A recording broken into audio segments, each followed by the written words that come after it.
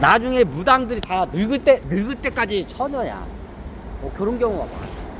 근데 나중에 나이가 들면 내 대를 이을 딸이 필요해. 아들은 그게 필요 없는데 딸이 필요해. 그리고 내가 늙으면 나를 봉양할 아들이 필요해. 그리고 내 대를 이을 딸이 필요해. 그럼 나중에 나이가 들면 어떻게 돼요? 이제 애를 낳아. 그러면 나는 결혼을 안 했어. 결혼했으면 내 남편의 애를 낳는 게 당연하지. 근데 결혼을 안 했어. 기왕 낳을 거면 신통한 능력이 있는 씨를 받는 게 좋잖아. 아들을 낳든 딸을 낳든 어떻게 해. 특히 딸을 낳으면 신통한 능력자의 그 씨를 갖다 받고 싶잖아. 그래서 어떻게 했냐. 그 옛날 법사 양반들이 신통한 거야. 그래서 이 양반들한테 어떻게 해. 이 양반들한테 가가지고 정시로 가서 씨 좀 달라고 해. 그리고 어떻게 해. 그러면 같은 이제 전부는 같은 업종이야. 같은 전부는 업종이니까 이제 나중에 친해져. 경쟁 상대이기도 한데 친해져. 그럼 나중에 어떻게 해. 연분이 일어나. 그럼 나중에 법사하고 무녀하고 어떻게 돼요? 무녀야. 법사하고 무녀하고 어떻게 해요? 이제 정분이 일어나. 그러면 이게 해가지고 애가 나와.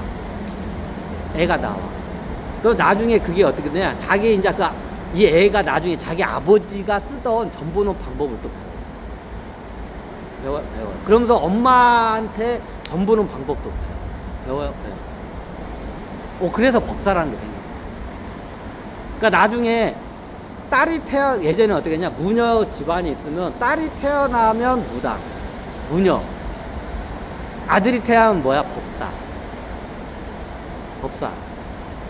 요렇게 되면.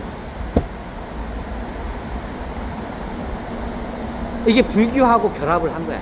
법사라는 게. 법사라는 말이 스님복 벗고, 이게 전직 스님이야. 전직 스님인데 점쟁이야.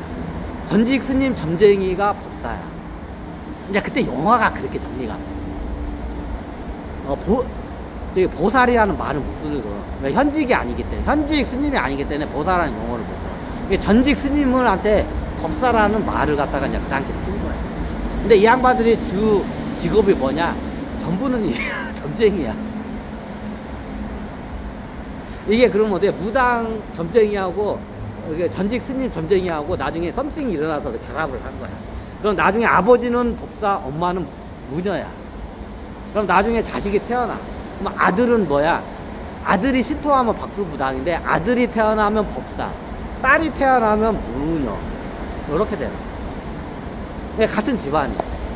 그럼 그 집안 사람들이 어떻게 되냐? 나중에 어떻게 되냐? 아들들은 옆에서 어떻게 되냐? 법사 일을 하는 거야. 그러면 딸은 뭐야? 작두 타는 거야. 그래서 법사가 생긴 거야. 그렇게 해가지고 지금까지 이게 굿을 하면 이거 만약 옆에 법사들이 막 하죠. 이제 이런 양식으로 가나. 그럼 같은데 지금은 틀려요. 지금은 법사는 점을 안 봐요. 예전엔 다 점을 봤어. 지금 법사는 점을 못 봐. 점을 보면 뭐냐? 나중에 어떻게 되냐? 얘네들이 예전에는 법사가 점도 보고 그랬어요. 점을 봤어요.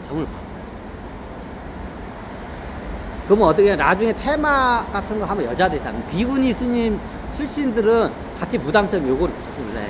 근데 남자들은 그게 잘 안 돼. 남자들에게 뛰어난 애들이 박수보다. 그러면 어떻게 되냐? 법사는 점을 위주로 보고 어떻게 되냐? 무당 점도 보는데 무녀들은 어떻게 돼야?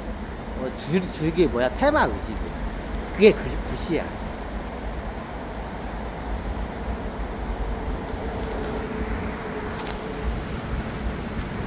이해가 되시나요?